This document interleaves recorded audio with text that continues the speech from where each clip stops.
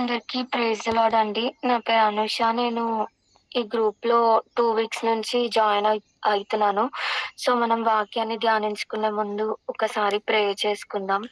పరలోకమందున్న మా తండ్రి, కృప కలిగిన మా యేసయ్య, మీకెన్నో వందనాలు, స్తోత్రములు, కృతజ్ఞతలు చెల్లించుకుంటున్నామయ్యా. అయా తండ్రి దేవా, వాక్యం ద్వారా దేవా మీరు మాతో మాట్లాడి బలపరచండి దేవా. ఏం మాట్లాడాలని ఇష్టపడుతున్నారో దేవా దయచేసి మాట్లాడండి దేవా. ఆత్మ చేత నింపండి దేవా. దేవా ఎవరైతే యోగ్యత లేకపోయినా ప్రభా ఇచ్చిన గొప్ప అవకాశాన్ని బట్టి మీకెన్నో వందనాలు, మీకెన్నో స్తోత్రములునైనా. నిజంగా దేవా ఈ విధముగానైనా మీ సన్నిధిలో నైనా తండ్రి దేవా వాక్యాన్ని చెప్పడానికి ఇచ్చిన గొప్ప అవకాశాన్ని బట్టి మీకు స్తోత్రములునైనా. ఇచ్చిన యుగేందర్ పాస్టర్‌ని బట్టి కూడా మీకెన్నో వందనాలనైనా. దేవా తండ్రి అందరికీ అర్థమయ్యే రీతిగానైనా చెప్పులాగున కార్యం చేయండి. మీరే మాట్లాడి బలపరచండి దేవా. మీ చిత్తానుసారంగానైనా తండ్రి ఏం మాట్లాడాలని ఇష్టపడుతున్నారో దయచేసి మాట్లాడి బలపరచమని యేసు ప్రభు నామంలో ప్రార్థించి పొందుకొని ఉన్నాం తండ్రి. ఆమేన్.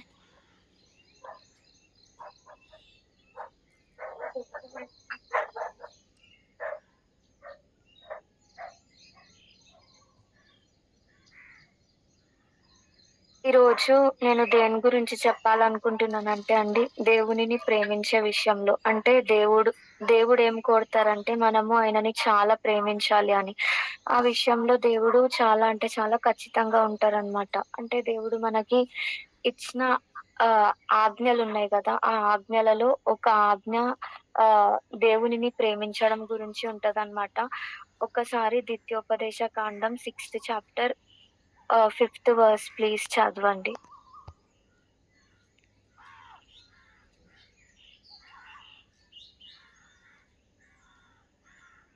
ద్వితీయోపదేశకాండం ఎంతమ్మా? 6థ్ చాప్టర్ 5థ్ వర్స్ బ్రదర్.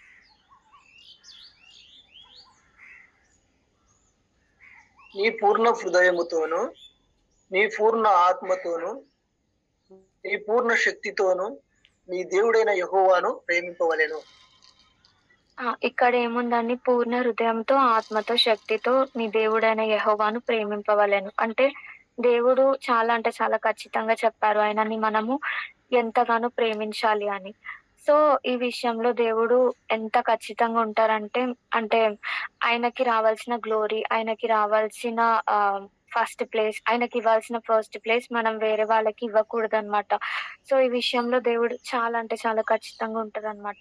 ఇప్పుడు ఎగ్జాంపుల్‌కి మనం అబ్రాహాంని తీసుకున్నట్లయితే, దేవుడు అబ్రాహాంకి తన వృద్ధాప్యంలో ఒక కుమారుడిని ఇవ్వడం జరిగింది. ఇస్సాకునిచ్చారు.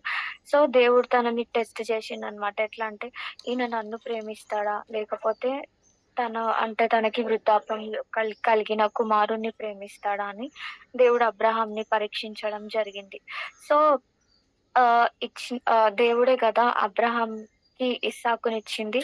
సో, ఇచ్చిన దేవుడే బలి ఇవ్వమని కోరిండనమాట. అంటే ఆహ్, దేవుడికి టెస్ట్ చేయాలనుండే ఏందంటే, ఆయన అబ్రాహాము నన్నెక్కువ ప్రేమిస్తాడా? లేకపోతే తన కుమారుడిని ఎక్కువ ప్రేమిస్తాడా అని. సో, దేవుడు అబ్రాహాంని పరీక్షించినప్పుడు ఏమైందంటే, అబ్రాహాము తన కుమారుడిని కాదు కానీ దేవుడిని ఎక్కువ ప్రేమిస్తాడు అని ఆహ్, దేవునికి అర్థమయ్యేలాగా అబ్రాహాం ఆ టెస్ట్‌లో పాస్ అవ్వడం జరిగిందనమాట. సో, ఈ విధముగా మనమెప్పుడూ ఆయనని ఆహ్, చాలా అంటే చాలా ఎక్కువగా ప్రేమించాలి. ఆయనకి మొదటి స్థానం ఇవ్వాలని దేవుడు మన నుంచి కోరుతారనమాట. ఇప్పుడు చూడండి ఫర్ ఎగ్జాంపుల్ మనము ఒక వ్యక్తిని చాలా ప్రేమించినాము. చాలా చేసినాము ఒక వ్యక్తి కోసం. సో, మనం ఆ వ్యక్తి నుంచి ఏం కోరుతాం? నేను ఆ వ్యక్తిని ఎంతైతే ప్రేమించానో, ఆ వ్యక్తి గూడా నా విషయంలో అట్లనే ఉండాలి. నన్నంతగా ప్రేమించాలి. నాకంత ఇంపార్టెన్స్ ఇవ్వాలి అని కోరుతాం. సో, అలా ఇవ్వలేదనుకోండి మనకి బాధ అనిపిస్తదా? అనిపియదా అండి? చాలా అంటే చాలా బాధ అనిపిస్తది. ఇప్పుడు మనకొక బెస్ట్ ఫ్రెండ్ ఉంటారు. ఆ బెస్ట్ ఫ్రెండ్ ఆ బెస్ట్ ఫ్రెండ్‌కి మనం చాలా ఇంపార్టెన్స్ ఇస్తాము. ఆ వ్యక్తిని చాలా ప్రేమిస్తాము. అంటే ఏ విషయంలో అయినా తనకి అవైలబుల్‌గా ఉండాలని అనుకుంటాం. ప్రతి కష్టంలో, ప్రతి సుఖంలో తనకి తోడుండాలని అనుకుంటాం. ప్రతి దుఃఖంలో తోడుండాలని అనుకుంటాం. సో, ఆహ్, అదే విధముగా మనం గూడా తన నుంచి అదే ఎక్స్‌పెక్ట్ చేస్తాం. ఒకవేళ తను మన విషయంలో అలా లేదనుకోండి, మనకేమనిపిస్తది? నేను ఒక ప్రాబ్లమ్‌లో ఉన్నప్పుడు, తనొక ప్రాబ్లమ్‌లో ఉన్నప్పుడు నేను తనతో ఉండే కదా! కానీ తనెందుకు నా విషయంలో అట్లా లేదు? తనెందుకు నేను ప్రేమించినంతగా నన్ను ప్రేమించడం లేదు అని మనకి హర్ట్ అయితది. సో, మనని కాకుండా వేరే వాళ్ళని ఎక్కువ ప్రేమించిందనుకోండి, మనకి కొంచెం చాలా అంటే చాలా హర్ట్ అయితదనమాట. సో, అదే విధముగా దేవుడు గూడా మనని ఒక ఫ్రెండ్స్ అన్నాడు. అంటే మీరు నా స్నేహితులై ఉందురు అని దేవుని వాక్యం చెప్తుంది కదా! మనని ఒక ఫ్రెండ్స్ లాగా చూస్తున్నాడు. ఇంకా మనని పిల్లలుగా చూస్తున్నారు. సో, దేవుడు మనని ఎంతైతే ప్రేమించిండో, మనం గూడా దేవునిని అంతే ప్రేమించాలి. అంతే ఆయనకి ఇంపార్టెన్స్ ఇవ్వాలి. అంతే ఆయనకి వాల్యూ ఇవ్వాలి. అంతే ఆయనకి ప్రయారిటీ ఇవ్వాలి అని దేవుడు కోరుతున్నాడనమాట. ఆయనకి మొదటి స్థానం ఇవ్వాలి. అంటే ఒక మనిషి ఇప్పుడు సపోజ్ మన పేరెంట్స్ ఉన్నారు. మన పేరెంట్స్‌ని ఫస్ట్ ప్రేమించి దేవునికి సెకండ్ ప్లేస్ ఇవ్వడం మనం అట్లా చెయ్యొద్దు. ఎవ్వరైనా గాడ్ తర్వాతనే. God is our first priority అని మనము ఆహ్, అన్నట్టు మనం ఉండాలనమాట. దేవునినే ఎక్కువ ప్రేమించాలి. ఏ మనిషికి గూడా దేవునికి ఇవ్వాల్సిన విలువనివ్వొద్దు. ఆయనకి రావాల్సిన మహిమనివ్వొద్దు. ఏ మనిషిని మనం ఒక విగ్రహముగా చేసుకోవద్దు. దేవునిగా చేసుకోవద్దనమాట. జస్ట్ మనం మన ఫస్ట్ ప్లేస్, మన ఫస్ట్ లవ్, మన ఫస్ట్ ప్రయారిటీ ఎవరై ఉండాలంటే దేవుడై ఉండాలి. సో, ఇప్పుడు నేను ఒకటి చూపించబోతున్నాను. అంటే బైబిల్‌లో ఒక సంఘం గురించి చెప్పబోతున్నాను. ఆ సంఘం ఏందంటే దేవునికి మొదటి అంటే ముందు దేవునిని ఎట్లయితే ప్రేమించలేదో ముందు దేవునిని ఎట్లయితే ప్రేమించిందో అలా మొదటి ప్రేమను వదిలేసిందనమాట. సో, ఆ సంఘం గురించి ఇప్పుడు మనం డిస్కస్ చేద్దామండి. Revelation chapter second chapter first verse. ప్రకటన గ్రంథము సెకండ్ చాప్టర్ ఫస్ట్ వర్స్ చదవండి ప్లీజ్.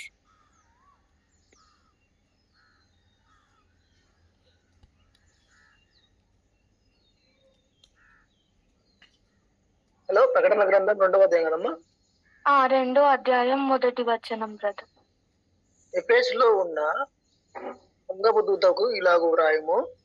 7 నక్షత్రములు తన కుడి చేత పట్టుకొని 7 దీపస్తంభముల మధ్య సరచువాడు చెప్పు సంగతులేవనగా, నీ క్రియలను, నీ కష్టమును, నీ సహనమును నేనెరుగుదును. నీవు దుష్టులను సహింపలేవనియు, అపోస్తలు కాకయే తాము అపోస్తలమని చెప్పుకుని వారి పరీక్షించి వారు అబద్ధికులని నీవు కనుగొంటివనియు, నీ సహనము కలిగి నా నామము నిమిత్తము భారం భరించి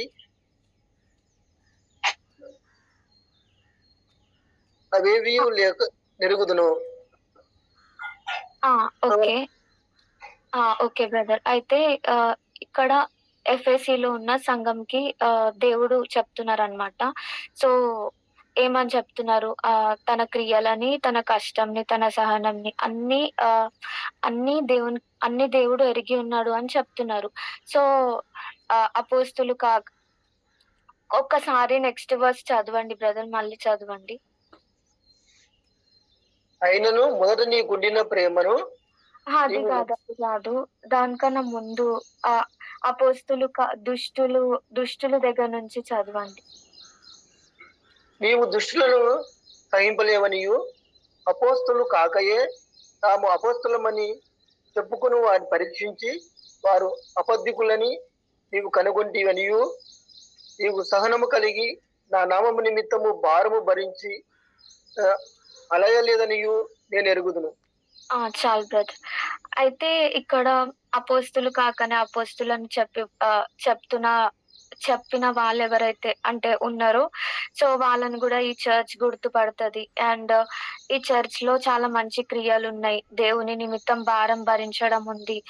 అండ్ సహనం ఉంది. అన్నీ ఉన్నాయన్నమాట. సో, దేవుడు ఈ సంఘం గురించి ఈ విషయాలన్నిటి విషయంలో మెచ్చుకుంటున్నాడన్నమాట. అంటే మీలో ఇవన్నీ ఉన్నాయి. మీరు దుష్టులను సహించరు అని ఉంది. అండ్ మీరు మీ క్రియలు బావున్నాయి. మీ కష్టము, మీ సహనం అన్నీ నాకు తెలుసు. అపోస్తులు కాకనే అపోస్తులని చెప్పిన వారిని కూడా మీరు అంటే ఈ సంఘం గుర్తుపడతది అని దేవుని వాక్యం చెప్తుంది. సో, దేవుడు ఈ సంఘంలో ఉన్న మంచి విషయాలన్నీ మెచ్చుకుంటున్నారనమాట. ఇవన్నీ మంచి విషయాలు. ఈ సంఘంలో క్రియలున్నాయి. దేవుని నిమిత్తం భారం భరించడం ఉంది. అన్నీ ఉంది. కాకపోతే ఈ సంఘంలో ఒక లోపం ఉంది అని దేవుడు చెప్తున్నారు. ఆ లోపం ఏంటి అంటే ఒక్కసారి నెక్స్ట్ వర్స్ చదవండి బ్రదర్. అయినను మొదట నీకుండిన ప్రేమ నీవు వదిలితివని నేను నీ మీద తప్పు ఒకటి మోపవలసి ఉన్నది. ఆ! మొదట నీకుండిన ప్రేమను వదిలితివి. అంటే చూడండి దేవుడెంత ఖచ్చితంగా ఉన్నారంటే ఈ విషయంలో. అంటే ఆయనకు అర్థమైందేందంటే అంటే మొదటి ప్రేమను ఈ సంఘం వదిలేసింది. ముందు నన్ను చాలా అంటే చాలా ప్రేమిస్తుండే. నాకు ఫస్ట్ ప్రయారిటీ ఇస్తుండే. ఏదున్నా నాతో డిస్కస్ చేస్తుండే. మనుషుల కన్నా ఎక్కువ నాకు ప్రయారిటీ ఇస్తుండే. కానీ ఇప్పుడు ఈ సంఘం వదిలేసింది. సో, మొదటి ప్రేమను వదిలేసింది అని దేవుడిక్కడ వాళ్ళలో ఉన్న లోపంని చూపిస్తున్నారనమాట. చూడండి నేను చెప్పాలనుకున్నది ఏందంటే, ఇప్పుడు మనలో మంచి క్రియలుండొచ్చు. మంచి క్రియలంటే లైక్ మంచి ప్రవర్తన ఉండొచ్చు. ఇంకా మంచి పనులు మనం చేస్తూ ఉండొచ్చు. ఇట్లాంటివుండొచ్చు. ఇంకా మనము దేవుని పని కూడా చేస్తుండొచ్చు. లైక్ సువార్త ప్రకటించడం కావచ్చు, వాక్యం చెప్పడం కావచ్చు, వర్షిప్ లీడింగ్ కావచ్చు, చర్చ్‌లో పరిచర్య చేయడం కావచ్చు, చర్చ్‌కి సపోర్ట్‌గా ఉండడం కావచ్చు. ఇట్లాంటివన్నమాట. అండ్ సేవకులకి సహకారముగా ఉండడము. ఇట్లాంటివి మనము దేవుడు కోరినవన్నీ చేస్తుండొచ్చు. అపోస్తులు కాని వాళ్ళని గుర్తుపట్టి అబద్ధ బోధ విషయంలో మనం జాగ్రత్తగా ఉండడం కావచ్చు. ఇంకా దుష్టులని సహించలేకపోవడం కావచ్చు. ఇట్లా చాలా అంటే చాలా మనము మంచి పనులు చేస్తుండొచ్చు ఆ సంఘంలాగా. మనలో మంచి క్రియలుండొచ్చు. మనలో ఓపిక ఉండొచ్చు. అంటే సహనం ఉండొచ్చు. అండ్ మనం దేవుని నిమిత్తం ఏదైనా భరించుకునే శక్తి మనలో ఉండొచ్చు. కానీ ఇవన్నీ ఉండి గూడా మనము దేవునిని ప్రేమించకపోతే అవన్నీ ఉండి గూడా మనకి చాలా అంటే చాలా వ్యర్థం. వేస్ట్ అన్నమాట. అంటే దేవునిని ప్రేమించకుండా ఈ క్రియలు ఇవన్నీ మనలో ఉండి కూడా వేస్ట్. సో, మనం ఎట్లా ఉండాలంటే మనలో ఏమున్నా లేకపోయినా ఫస్ట్ మనం దేవునిని ప్రేమించే వారిగా ఉండాలి. ఆయనకి ఫస్ట్ ప్రయారిటీ ఇచ్చే వారిగా ఉండాలి. ఆయనని ప్రేమించకుండా మనము ఏది చేసినా, ఎంత మంచి పని చేసినా, ఏది చేసినా అదంతా దేవునికి అవసరం లేదనమాట. దేవుడు ఏం కోరుతున్నాడు, మన విరికి నలిగిన హృదయం మాత్రమే కోరుతున్నాడు గానీ, మన నుంచి ఏదో బలియో, లేకపోతే ఏదో అర్పణనో కోరతలేడు. సో, దేవునికి కావాల్సిందేందంటే మన హార్ట్ అన్నమాట. మన హార్ట్ మనం ఆయనకి ఫస్ట్ ప్రయారిటీ ఇవ్వడము, మొదటిగా ఆయనని ప్రేమించడం కావాలి. సో, ఈ సంఘం అట్లా లేదన్నమాట. ఈ సంఘం ఎట్లుంది, ఈ సంఘంలో అన్ని క్రియలున్నాయి, అన్నీ బావుంది. కాకపోతే మొదటి ప్రేమను వదిలేసింది. ఇప్పుడు చూడండి మనం ఎగ్జాంపుల్‌కి తీసుకుందాం. మనం స్టార్టింగ్‌లో దేవుడిని తెలుసుకున్నప్పుడు ఎట్లుంటామంటే, ఎంతో హ్యాపీగుంటాం. ఎంతో దేవునికి దగ్గరగా జీవిస్తామన్నమాట. అసలు ఎట్లా అంటే చెప్పొద్దింక. అరే! నేను ప్రేయర్‌కెళ్ళాలి. అరే! నేను బైబిల్ స్టడీకెళ్ళాలి.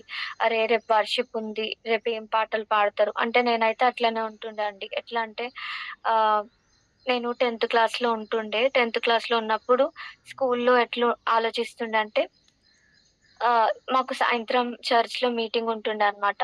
సో, నేనెట్లా ఆలోచిస్తుండే అంటే, అరే! ఈరోజు మీటింగ్‌లో ఏం సాంగ్స్ పాడతారేమో అంటే నాకట్లా ఆతృత ఉంటుండే అన్నమాట దేవుని విషయంలో. నేను రక్షణ పొందినప్పుడు చాలా అంటే చాలా ఆతృత ఉంటుండే. అరే! మీటింగ్‌కెళ్ళాలి. దేవునిలో టైమ్ స్పెండ్ చేయాలి. నేనెట్లుంటుండే అంటే ఫ్రైడే రాంగానే నాకు గాడ్‌తోనే టైమ్ స్పెండ్ చేయాలని ఉంటుండే ఫ్రైడే. అయితే నాకప్పుడు కాలేజ్ ఉంటుండే అన్నమాట. సో, నేను గాడ్‌కి ప్రే చేస్తుండే. గాడ్ నేనిట్లా ఫాస్టింగ్ ప్రేయర్, ఉపవాస ప్రార్థనలో మొత్తం నేను మీతో టైమ్ స్పెండ్ చేయాలనుకుంటున్నాను. నేను ఫాస్టింగ్ ఉన్నప్పుడు నాకు ఫ్రైడే కాలేజ్ హాలిడే ఉండాలి అని అట్లా అనుకుంటుండే.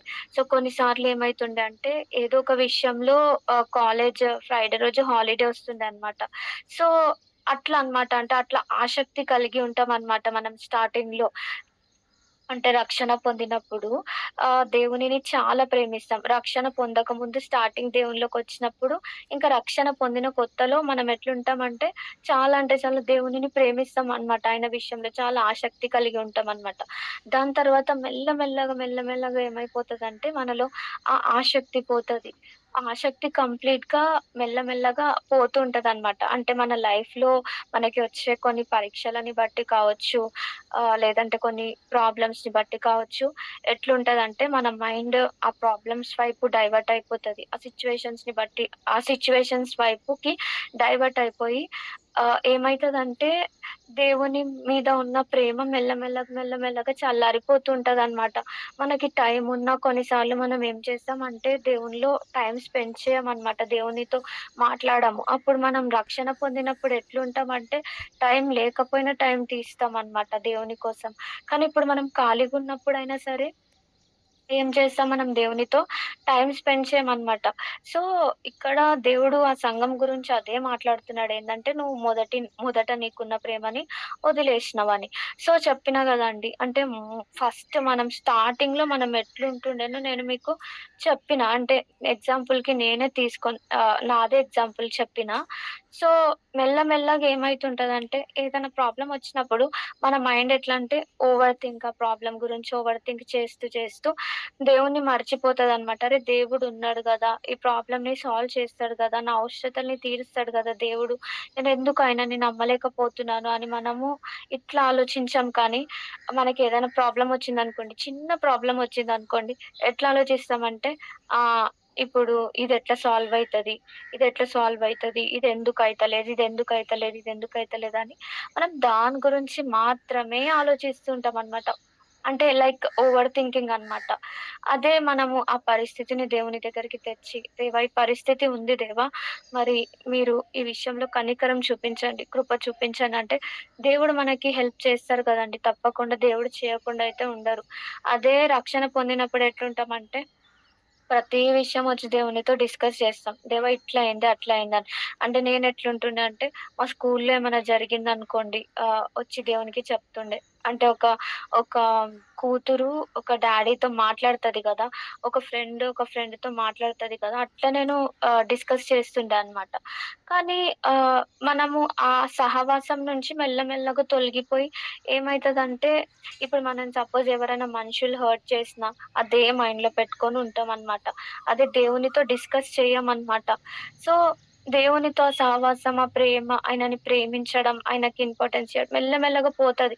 అదే ఎట్లయిపోతదంటే, మనకేదైనా శోధన రావడం స్టార్ట్ అయిన తర్వాత ఎట్లయితదంటే, మొత్తము మనం దేవుని నుంచి మెల్లమెల్లగా తొలగిపోయి మన ఆలోచనలు, మన తలంపులు ఇప్పుడు ఈ విషయంలో ఏం చేయాలని అట్లా ఆలోచిస్తాం గానీ, అరే! నేను స్టార్టింగ్‌లో ఎట్లుంటుండే దేవునితోని, ఏదైనా ఉంటే ఆయనకొచ్చి చెప్తుండే గదా! ఫస్ట్ ఆయనకొచ్చి చెప్తుండే గదా! మరి ఇప్పుడు నా ప్రవర్తన ఎందుకు అట్లా లేదు అని మనం ఆలోచించే వ్యక్తులుగా ఉండమనమాట.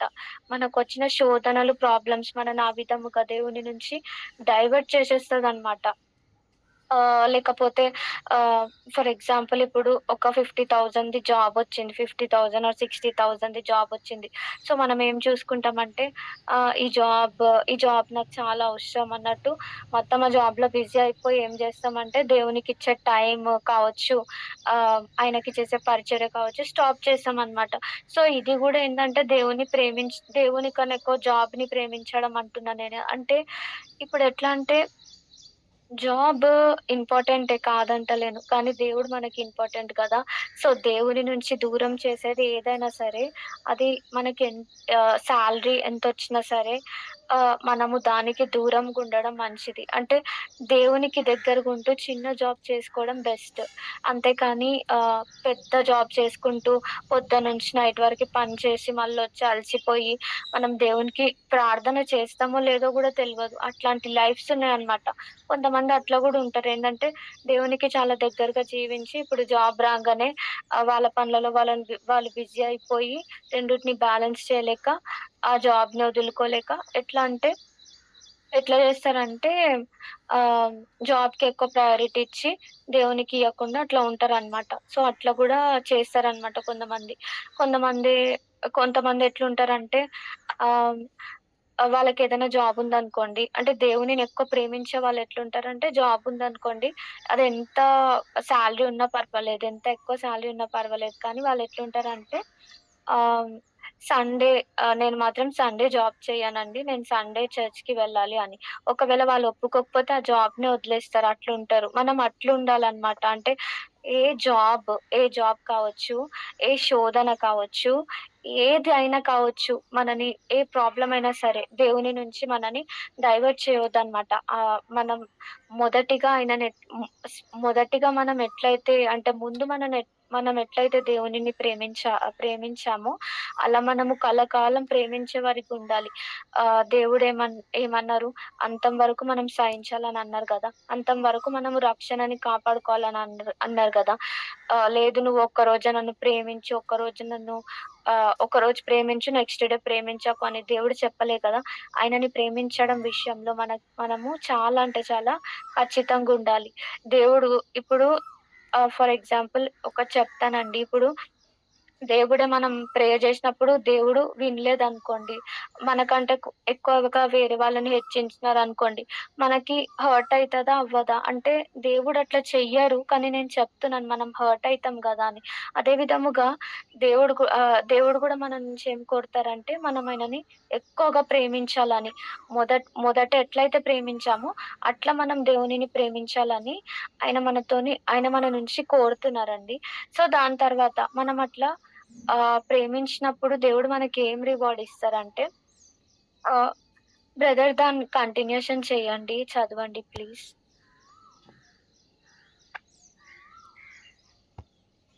నీవు ఏ స్థితిలో నుండి పడితివో అది జ్ఞాపకం చేసుకొని మారుమనసు పొంది మొదటి క్రియలు చేయుము. అట్లు చేసి నీవు మారుమనసు పొందితేనే సరి. లేని యెడల నేను నీ యొద్దకు వచ్చి నీ దీపస్తంభమును దాని చోట నుండి తీసివేతును.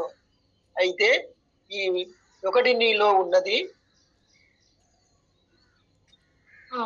అయితే కులాయితుల మ చాలు బ్రదర్. అయితే ఏమంటున్నారిక్కడ? దేవుడేం చెప్తున్నారు? నువ్వు ఏ స్థితి నుంచి అంటే ఒకసారి మళ్ళీ ఆ వచనం చదవండి బ్రదర్. అదొక్కటే వచనం ప్లీజ్. నీవు ఏ స్థితి నుండి పడితివో అది జ్ఞాపకం చేసుకొని మారుమనసు పొంది మొదటి క్రియలు చేయుము. ఆ! ఇక్కడ దేవుడేమంటున్నారండి, నువ్వు ఏ స్థితి నుండి పడితివో అది తెలుసుకొని మారుమనసు పొందమని చెప్తున్నారు. అంటే మనం ఏ స్థితిలో దేవుని దగ్గరకొచ్చినామండి. ఒక పాపిగా వచ్చినాం కదా! ఒక పాపిగా వచ్చినాం. ఏ అర్హత లేకపోయినా దేవుడు మనని అంగీకరించారు. మనని ఎన్నుకున్నారు, ఏర్పరచుకున్నారు, రక్షించుకున్నారు కదా! మన స్థితి ఏం బాగుండే? మనం దేవుడి దగ్గరికి రాకముందు మన స్థితి ఏ విధముగా ఉండే? అసలేం బాగాలేకుండే. మనం ఒక పాపిగా దేవుని సన్నిధికి రావడం జరిగింది. వచ్చినము, వాక్యం విన్నాము. దాని తర్వాత దేవుడు మనని రక్షించుకున్నారు. మనం మంచి స్థితిలో వచ్చినామా? ఒక క్వీన్‌గా వచ్చినామా? ఒక కింగ్‌గా వచ్చినామా? ఒక ప్రిన్సెస్‌గా వచ్చినామా? దేవుని దగ్గరికి రాలేదు.